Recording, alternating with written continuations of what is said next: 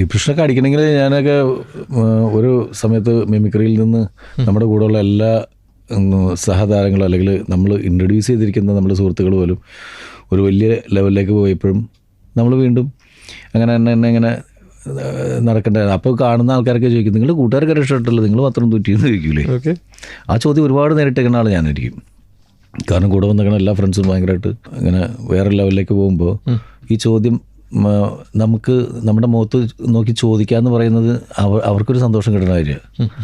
എവിടെയെങ്കിലും വല്ലയിടത്തും കല്യാണത്തിന് പോകുമ്പോഴോ അല്ലെങ്കിൽ എവിടെയെങ്കിലും വെച്ച് കാണുമ്പോൾ ഫ്രണ്ട്സൊക്കെ ഭയങ്കര നല്ല നിലയിലെത്തിയില്ല, നിങ്ങൾ മാത്രം പറ്റി എന്നൊക്കെ ചോദിക്കുന്നു. പണ്ട് ഇതിൻ്റെ ഒരു ഇതുണ്ട്, എൻ്റെ ഫ്രണ്ട് ജോർജില്ലേ ഏലൂരുള്ള ജോർജിൻ്റെ കൂടെ ജോർജ് കാറൊക്കെ വാങ്ങിച്ചിങ്ങനെ കാറിൽ വണ്ടിയൊക്കെ ഓടിച്ചിട്ട് പോകണം. അപ്പോൾ ബസ് സ്റ്റോപ്പിൽ ചാക്കൊക്കെ ആയിട്ട് നിൽക്കുന്നൊരു പഴയ സുഹൃത്തിനെ കണ്ട്. അപ്പോൾ ജോർജ് വണ്ടി റിവേഴ്സ് എടുത്തുകൊണ്ട് നിന്നിട്ട് കയറാ എന്ന് പറഞ്ഞിട്ട് കയറ്റി. അപ്പോൾ നോക്കിയപ്പോൾ ജോർജ് കാറൊക്കെ ഓടിച്ച് പോകുന്ന വഴി. അപ്പോൾ ജോർജിൻ്റെ മനസ്സിലുള്ള പ്രതീക്ഷ, ഇവൻ നീയൊക്കെ വലിയ നിലയിലെത്തില്ലടാ എന്ന് വിചാരിച്ചിരിക്കുന്ന സമയത്ത് അവൻ ചോദിക്കും ജോർജിൻ്റെ അടുത്ത്, ജോർജ് തൻ്റെ കൂടെയുള്ള ആൾക്കാരൊക്കെ രക്ഷപ്പെട്ടല്ലോ, താൻ മാത്രം എന്ത് വെച്ചിടൂ.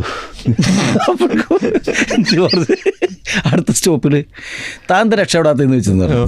ജോർജ് അടുത്ത സ്റ്റോപ്പിൽ വണ്ടി നിർത്തി, എന്നിട്ട് ആ ഡോർ തുറന്നിട്ട് ഇറങ്ങാൻ പറഞ്ഞു. എന്നിട്ട് ഇപ്പോഴാണ് ഞാൻ രക്ഷപ്പെട്ടത്, ഇറങ്ങിക്കോളാം.